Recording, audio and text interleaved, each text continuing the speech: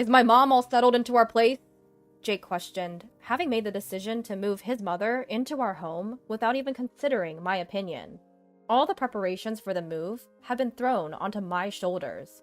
Yes, she's all settled in. I've just finished sending all my stuff back to my parents' place too, I answered. What? He was clearly taken aback, probably never expecting that I'd move back to my parents' home. After the initial surprise, a snide laugh escaped his nose as he looked down on me. What are you talking about, Ashley? You can't possibly live on your own. Little did Jake know about my determination, how much I've been earning on my own lately. You, spending all day staring at a screen on your phone or computer? You can't possibly manage on your own, Jake sneered. Well, I'd just have to show him, wouldn't I? There's no way I'm turning to him for help anymore. I'll prove that I can survive on my own. My name is Ashley, and I'm 46 years old. I've been married for about 20 years. There are no children between my husband and me. My husband, Jake, an elite banker, has a penchant for fussing over details, whether it's his personality or his profession. He seems to still adore his 56-year-old mother. My mother-in-law lives alone at her house that is a distance from us. My father-in-law passed away 3 years ago. As an only child, Jake has been repeatedly urged by his mother to show her a grandchild soon. However, there was a reason why we couldn't fulfill her wish. The reason is quite simple. Jake said he didn't want a child, even though he always plays the dutiful son to his mother and says, "Yeah, we should have a child soon." Whenever the subject of children comes up, when it's just the two of us, he changes tone, saying, "I said that in front of Mom, but having children is just a hassle. Well, I don't need that." So here we are, at our age, childless. If we decided to have a child now, it would be a high-risk pregnancy. The risks are obvious. So, at some point, we just gave up on having children. Plus, I think somewhere deep down, I didn't want a child with Jake. There were plenty of reasons to feel that way. For instance, when I went to introduce myself before we got married. "Hey, Ashley, I don't think you're a good match for Jake. The banker's wife should be more, this won't last long," she whispered to me so Jake wouldn't hear. But to Jake, she would say sweet words like, "As long as Jake is happy, that's all that matters." It's exhausting dealing with two-faced people like her. It was the same about not having children. "I want to see my grandchild soon. When will you show me?" "I know, Mom. I'm sorry. Ashley says she doesn't want any," Jake would say, blaming it on me. I gradually started to dislike Jake, who put the blame on me when he was the one who said he didn't want children. I don't know if it's because he loves his mother so much, but I wonder if this is what people call a mama's boy. His mother's words are absolute for him, and he won't stand up for his wife, me. "Ashley, why don't you want children?" "She said it's because it seems like a hassle to have them."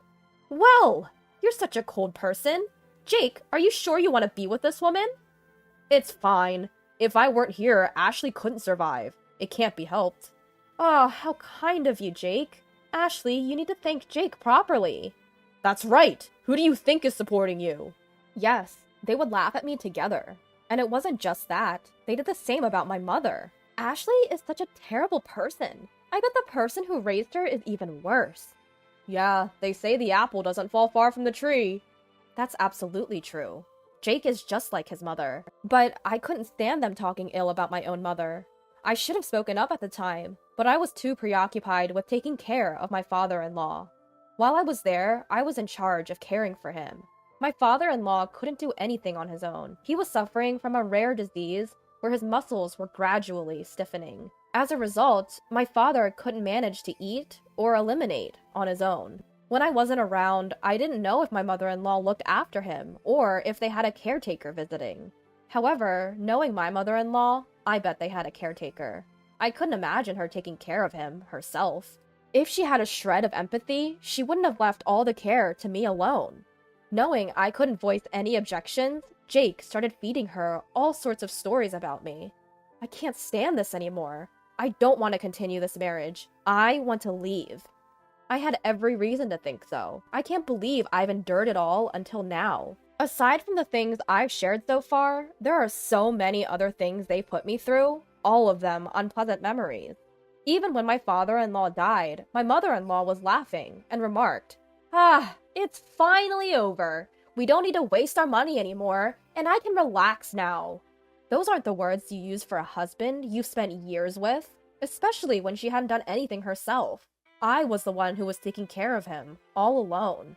Her comments about the money not being wasted probably means she had hired a caretaker after all. It was because of her character that I no longer wanted to be called her daughter-in-law.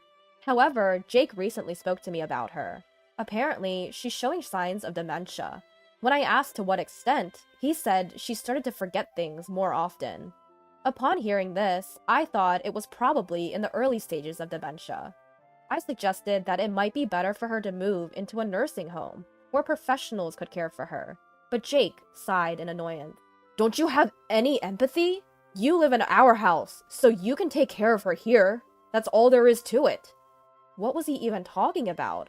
I was busy too. All you do every day is housework. If that's the case, you can take care of my mother. I'm busy too. Besides, after all she's put me through, do you think I want to take care of her? You're such an unpleasant woman. Anyway, my mother will live here. This is final. No objections. It was clear that he had no intention of listening to my opinion in the first place. If that's the case, then I had to adapt to the situation. I simply responded, "Understood," and began preparing for my mother-in-law's move. I went back and forth from my mother-in-law's house to our home, using my car. It wasn't a large car, so it took several trips. The distance from her house to ours was an hour's drive, one way. It was exhausting to rush around and pay for gas on my own, but nobody was there to help me, so I did it all by myself. I could have asked for help from a friend, but I thought Jake, with his high pride, would get angry if he found out. I figured he'd find it embarrassing if people knew that he was making his wife do all the preparations for his mother, with dementia, to move in. So I ruled out the option of asking a friend for help. I suppose I must have been a little out of sorts myself. After a few days of moving my mother-in-law's belongings, I started moving my stuff to my parents' house. They asked what had happened, but I only gave them a brief explanation. My parents consoled me, saying, "You've been through a lot, and you did well." Thanks to my parents' encouragement, I mustered up the courage to go back to our house to finish what was left. My parents told me I didn't have to go back, but I said, I can't leave things unfinished, and left my parents' house with a smile. When I got home, Jake was already back, and was furious to see me coming home at night. "Where have you been? You didn't even prepare dinner." "I'll do it now. It's none of your business where I go." "What kind of talk is that? Who do you think is providing for you?" Jake always gets like this when he's angry. He yells, "Who do you think is providing for you?" As if he thinks that would make me back down. In truth, that was the case in the beginning, so I couldn't say anything against it. But things are different now. Jake doesn't know, but I've been working too. To him, it must just look like I'm staring at my smartphone or computer all day. "So, what do you want to eat?" I asked, ignoring Jake's shouting. This only made him angrier. However, I was no longer willing to cater to his whims. In the past, I would have done anything to appease his anger. I moved as he wanted. I acted as he said. But I was tired of sacrificing for him anymore. "Enough! I can't eat with you. It'll taste terrible. I'll go eat outside." He spat out these words and stormed out of the house, slamming the door behind him. If this had been me from the past, I would have panicked. I would have run out and cried, looking for him. I knew that's what he wanted, but that wasn't me anymore. I thought, if I don't have to prepare dinner, then that's better. I grabbed my car keys to go get some food, but when I opened the door, Jake was there at the entrance. "Why didn't you come after me?" I sighed deeply, tired of his antics. "You were the one who said that a meal with me would be distasteful. That's why I didn't come after you," I explained, frowning, as if to ask, "Don't you understand?"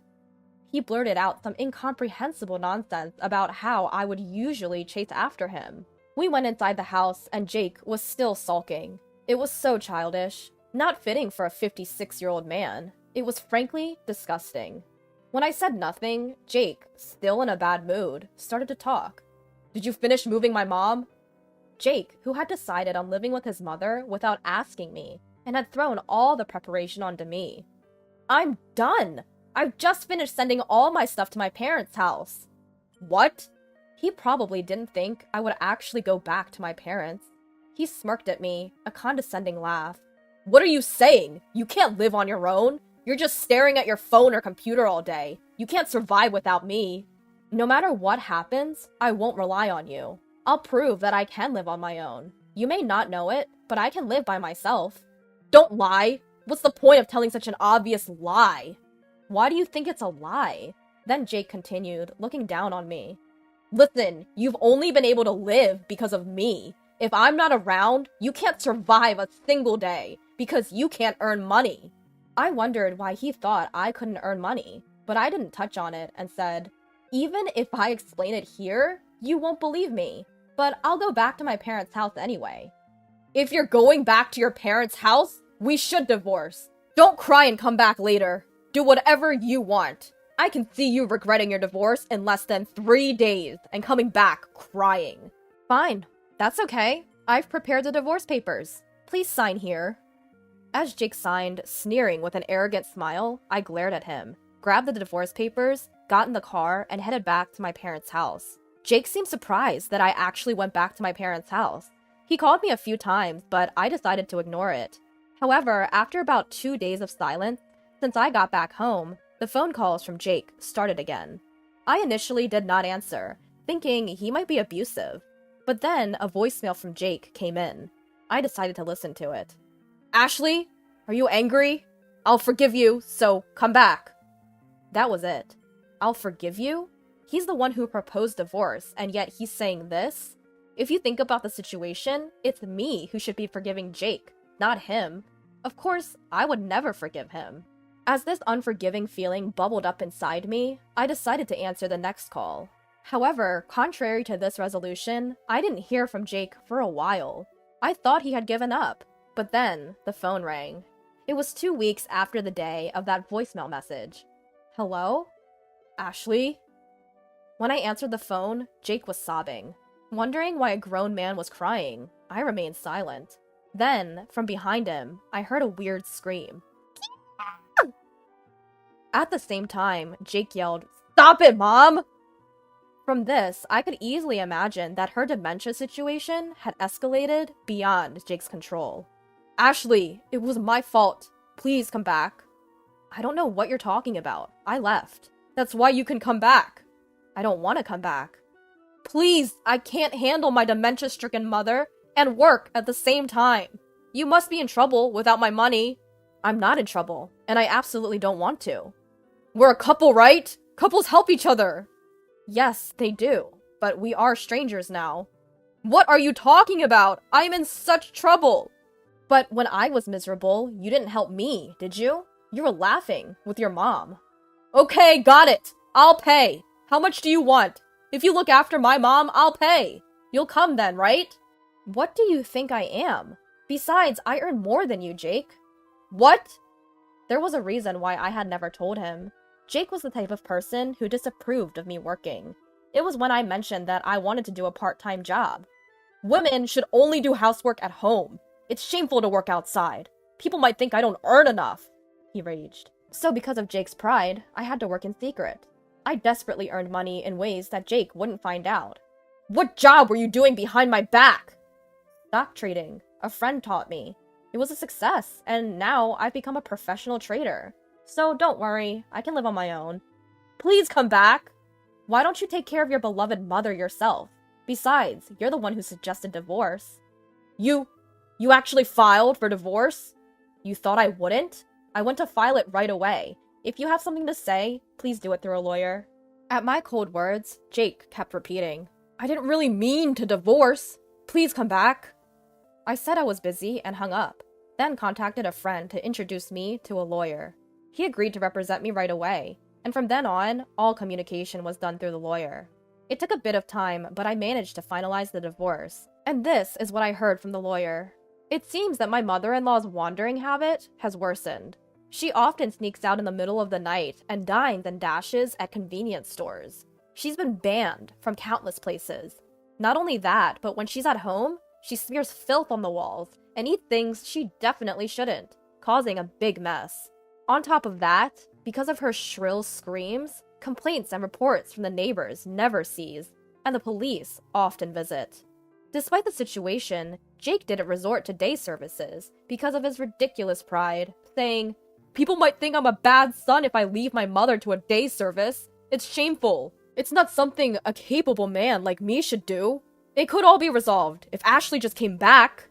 I heard that Jake, who used to rely on me and push everything onto me, is now a complete mess, incomparable to those days. He's thin, with hollow eyes, possibly from lack of sleep, and his appearance has become so ghost-like that it's even a topic of conversation in the neighborhood.